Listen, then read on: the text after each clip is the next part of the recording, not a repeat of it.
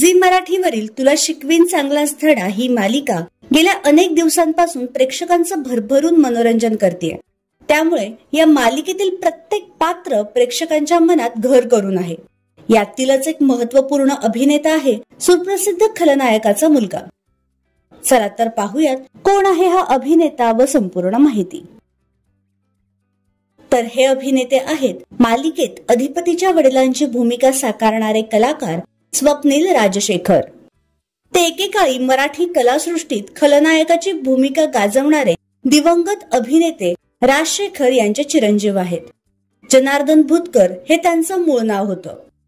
मोहित्यांची मंजुळा, मराठा तेतुका, मेळवावा, थांब लक्ष्मी कुंकू लावते, पाठलाग, प्रतिकार, ठकास महाठक हे त्यांचे काही गाजलेले मराठी चित्रपट आहेत।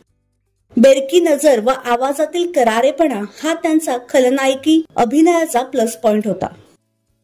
25 डिसेंबर 2005 रोजी वयाच्या 69व्या वर्षी त्यांनी या जगाचा निरोप घेतला।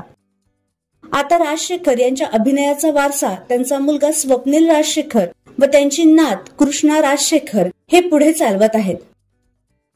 तर तुम्हाला हे कलाकार कुटुंब आवडलं का हे आम्हाला कमेंट बॉक्स मध्ये नक्की कळवा।